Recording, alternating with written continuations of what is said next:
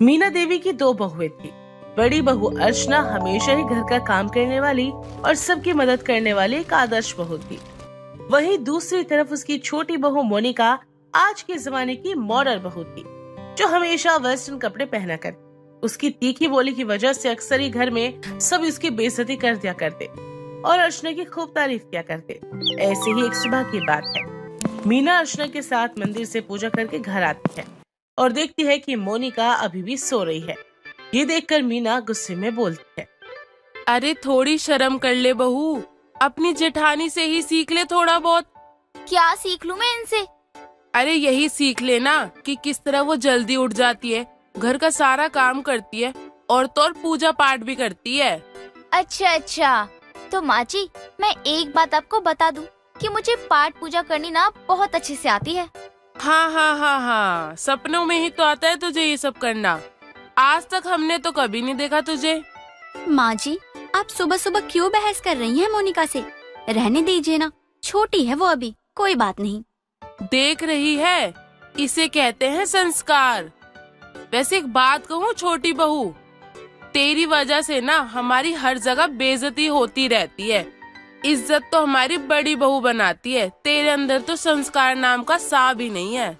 अच्छा तो फिर जहाँ जाना होता है इन्हें ही ले जाया करो ना, इज्जत बढ़ाने के लिए अपनी। चुप हो जाओ मोनिका, जाओ तुम जाकर अपने कमरे में फ्रेश हो जाओ। अर्चना की बात सुनकर मोनिका वहाँ से चली जाती है। दिन गुजरते हैं।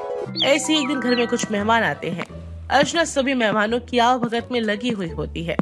तभी शॉर्ट ड्रेस पहने मोनिका सभी के सामने आती है और सभी मेहमानों में मौजूद मंजू नाम की एक औरत बोलती है, हाय रे दैया मीना, अरे अपनी छोटी बहू को तूने कपड़े पहनने की तमीज नहीं सिखाई क्या? अरे कैसे आधे नंगे पुंगे कपड़े पहन के घूम रही है, आधा बदन दिख रहा है आधा बदन नहीं दिख रहा, ऐसे ही घूमना सिखाया क्या तूने इसे?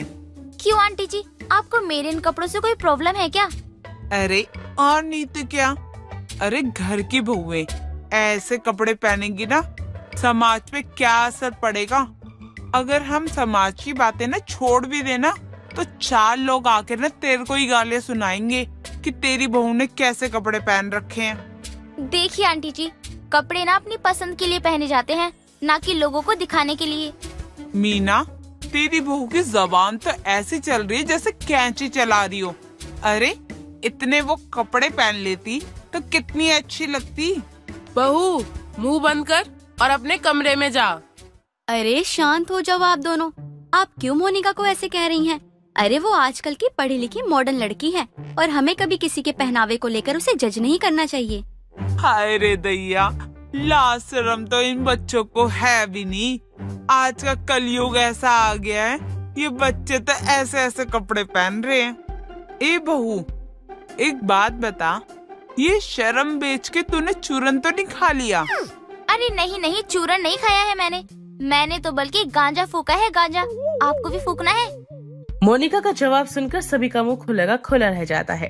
तभी मीना बोलती है, अरे बस कर, और कितनी बेइज्जती करवाएगी हमारी, बस कर और चली जा यहाँ से।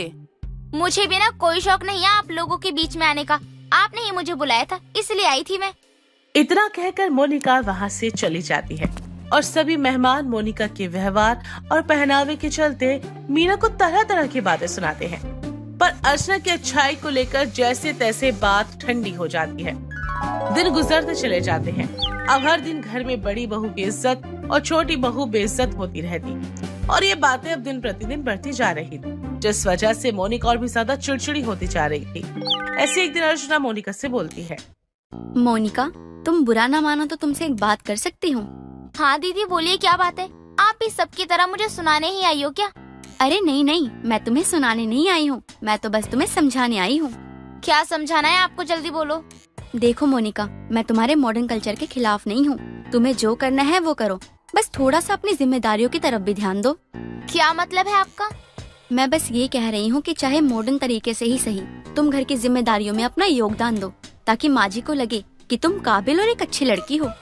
देखो दीदी, मैं जैसी हूँ ना वैसे ही सबके सामने हूँ, मैं किसी भी चीज का दिखावा नहीं कर सकती हूँ। मैं तुम्हें दिखावा करने के लिए नहीं कह रही हूँ। अरे अगर तुम थोड़ा सा झुक जाओगी तो तुम्हारी इज्जत कम थोड़ी हो जाएगी और तुम ना ये रोज रोज की बेइज्जती से भी फिर बच जाओगी। झूठी इज्जत, हाँ, वो मुझे नहीं चाहिए। मेरे लिए बेइज्जती ही काफी है। फिर भी आपने मुझे समझाया है तो उसके लिए थैंक यू। इतना कहकर मोनिका वहाँ से चली जाती है। दिन गुजरते हैं। अब मीना की नजरों में अर्चना तो एक चमकता सितारा थी, लेकिन मोनिका उसके दिल में अब चुप चुप कर कांटा बन चुकी थी।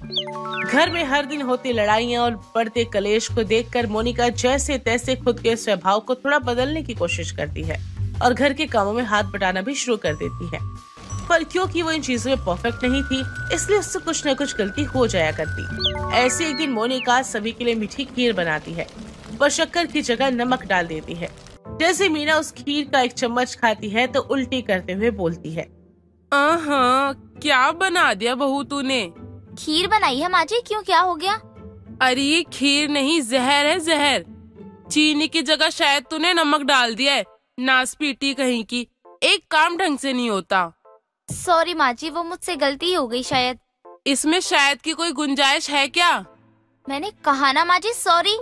पहले तू काम नहीं करती थी, लेकिन अब तू काम करती है तो ऐसा काम करती है कि तुझे कोई दोबारा बोल ना पाए। इतना बेकार काम करती है।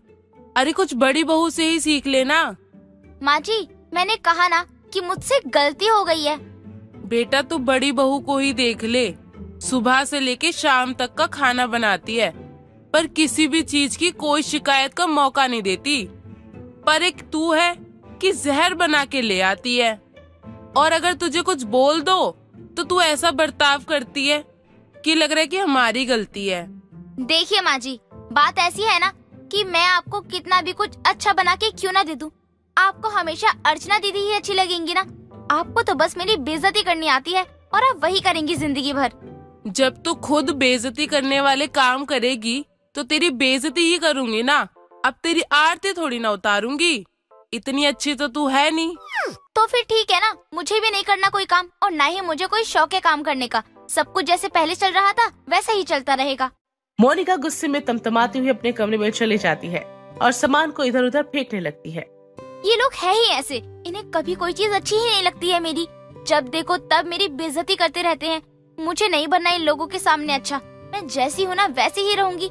इन्हें अगर अपनी बड़ी बहू अच्छी लगती है ना तो फिर वही सही। दिन गुजरते चले जाते हैं। मोनिका के स्वभाव में अब कोई परिवर्तन नहीं आता। ऐसे एक दिन घर के सभी लोग किसी काम से बाहर गए थे और घर पर बस अर्चना और मोनिका ही थे। घर का सारा काम अर्चना लगभग खत्म कर चुकी थी और मोनिका अपने कमरे में सोई हुई थी। कुछ देर बाद मोनिका को कुछ खाने का मन करता है और वो कमरे से निकलकर रसोई की तरफ जा रही होती है। तब इसके कानों में अर्चना के कमरे से कांच का ग्लास टूटने जैसी आवाज आती है। मोनिका अर्चना के कमरे का गेट खटखटाने ही वाली होती है तो देखती है कि दरवाजा पहले से खुला है। मोनिका जरा सा दरवाजा आराम से खोलती है और सामने का नजारा देखकर खुद से बोलती है, ओहो, तो ये है मोहतरमा की असली सच्चाई। मैं तभी तो कहूँ इतने संस्कार आते कहाँ से हैं इसमें। बहुत घमंड है ना माँ जी को अपनी बड़ी बहू के संस्कारी होने पर। उनकी इज्जत और सम्मान बढ़ाने में लगी रहती है ना, लेकिन माँ जी को पता नहीं है शायद कि वो कितने बड़े भ्रम में जी रही हैं। अब आएगा असली मजा तो। अब पता चलेगा कि कौन इज्जत करता है और कौन शो ऑफ करता है। इतना कहकर मोनिका अपने फोन में कैमरा ऑन करके सामने के नजारे का वीडियो बनाती है और चुपचाप आराम से दरवाजा बंद करके अपने कमरे में चली जाती है। अगले दिन अर्चना मीना के पैर दबा रही थी, तभी वहाँ पर मोनिका आती है और मोनिका को देखकर मीना बोलती है, इसे कहते हैं संस्कार। हाँ, देख रही है छोटी बहू कैसे होती है सास की सेवा, सीख ले कुछ। हाँ हाँ माँ जी, मैं तो बिल्कुल देख रही हूँ। आप कहें तो वीडियो बनाकर पोस्ट कर दूँ। अरे बेशरम, कभी तू मेरे पास बैठ जाया कर या मुझे अपने हाथों की अच्छी अच्छी चाय ही पिला दिया कर। वो तो तुझसे होता नहीं है, बस बातें बनवा लो जितनी बनवानी हो। अच्छा जरूर माँ जी, जैसा आपका हुक्म, अभी बना देती हूँ आपके लिए चाय। इतना कहकर मोनिका फटाफट से चाय बना कर लाती है और मीना को दे देती है। ये लीजिए माँ जी आपकी चाय, और कुछ चाहिए आपको? नहीं नहीं, इतना ही बहुत है बेटा। मोनिका एक बड़ी सी स्माइल करती है और वहाँ से चली जाती है और मीना बोलती है, अरे इसे क्या हो गया, ये क्यों इतना मुस्कुरा रही है? पता नहीं माँ जी, अच्छी बात है ना, वो हम सबसे घुल मिल गई है। ऐसे ही दिन गुजरते हैं। मोनिका अर्चना पर अपनी सटीक नजर बनाए रखती है। और इसी के साथ साथ सभी घर वालों के साथ ही बड़े प्यार और शांति से पेश आती है। सभी घर वाले मोनिका के इस बदले हुए व्यवहार से खुश थे और मोनिका की बेइज्जती की जगह अब इज्जत होना शुरू हो गया था। ये सारी बातें अर्चना को कहीं न कहीं तंग कर रही थी। एक दिन अर्चना अपने कमरे में बैठी खुद से बोलती है, आखिर ये तख्ता पलट हो कैसे गया?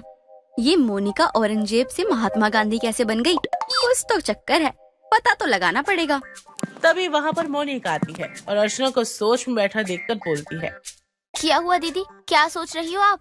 नहीं कुछ नहीं, बस ऐसे ही। क्या हुआ दीदी, मैं बदल गई, आपको अच्छा नहीं लगा क्या? या फिर मेरी इज्जत आपको रास नहीं आ रही? अरे कैसी बात कर रही हो तुम तो मेरे लिए मेरी छोटी बहन जैसी हो और मैं हमेशा से चाहती थी कि तुम सबके साथ ऐसे ही रहो। तुम्हें ऐसा देखकर मुझे बहुत ज्यादा खुशी हो रही है। आप कितनी प्यारी हैं दीदी। चलो इसी बात पर एक जादू की झप्पी दे दो। मोनिका झट से अर्चना के गले लग जाती है और मन ही मन सोचती है, थोड़ा वक्त और है, सबको पता चल जाएगा कि आखिर मैं ऐसा क्यों कर रही हूँ और आप ऐसा क्यों कर रही हैं। फिर आएगा असली मजा तो।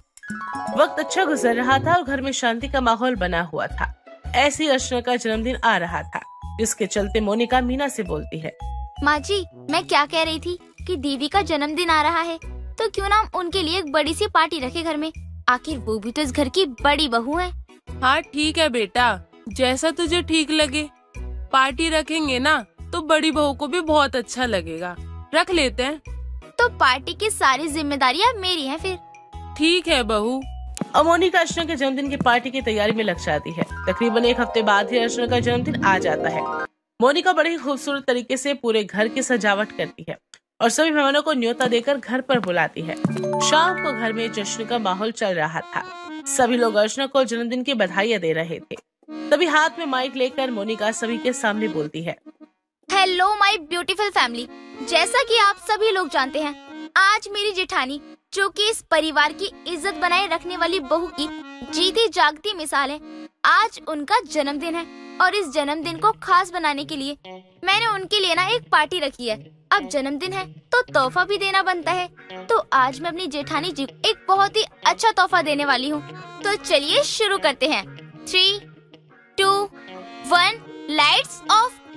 मोनिका के इतना बोलते ही सारी लाइट्स बंद हो जाती हैं और सभी के सामने प्रोजेक्टर पर एक वीडियो प्ले हो जाता है, जिसमें अर्चना एक बहुत ही सेक्सी सा शॉर्ट ड्रेस पहने, हाथ में शराब की बोतल लिए पूरे तरीके से टल्ली होकर नाच रही थी और नाचते नाचते बोल रही थी, सब लोगों को लगता है कि मैं बहुत संस्कारी हूँ, सबकी बहुत इज्जत करती हूँ। सबको क्या पता, मैं तो मोनिका से भी 100 कदम आगे हूँ। जब तक दारू ना पी लूं तब तक तो अच्छे से खाना नहीं पचता मेरा। माँ जी और बाकी परिवार वाले तो मुझ पे अंधा विश्वास करते हैं। किसी को पता ही नहीं है मैं रोज ये चीज करती हूँ। बस मेरे सर पर इज्जत का ताज पहना देते हैं। इसे कहते हैं जिंदगी। वीडियो देखकर सभी लोग हक्के बक्के रह जाते हैं और आपस में तरह तरह की बात करने लगते हैं। भरी महफिल में अर्चना की इज्जत तार तार हो चुकी थी और तभी मोनिका बोलती है, तो माँ जी आप बताइए, कैसा लगा माँ जी आपको आपकी इज्जत वाली बहू की असलियत जानकर? आज तक आप हमेशा मुझे मेरे मॉडर्न होने के लिए, मेरे पहनावे के लिए मुझे सुनाती रही और आज आप कुछ नहीं बोलोगी? अरे मैं जो हूँ ना, जैसी भी हूँ, सबके सामने तो हूँ ना। मैं कभी भी किसी चीज के लिए पर्दा नहीं रखती हूँ। लेकिन अब आप खुद ही देख लीजिए कौन इज्जत के लायक है और कौन बेइज्जती के लायक है। आपने कभी प्यार से मुझसे बात तक नहीं की, कभी मुझे अपना समझा भी नहीं, पर तुलना बहुत अच्छी कर लेती हो आप मेरी। अब बताइए कौन अच्छा है और कौन बड़ा है? अर्चना का सच सबके सामने लाने के बाद मीना की बोलती भी बंद हो जाती है। सभी मेहमान सारी घटना देखकर अपने घर लौट जाते हैं। अर्चना हाथ जोड़कर सभी से माफी मांगती है, लेकिन कोई भी उससे माफ नहीं करता। तो मीना भी मोनिका से माफी मांगती है और उसे मॉडर्न खैर और पहनावों के साथ दिल से अपना लेती है। दोस्तों, अगर आपको ये कहानी पसंद आई तो इसे लाइक करें, शेयर करें और कमेंट करके बताएं कि कहानी में आपको सबसे अच्छा क्या लगा।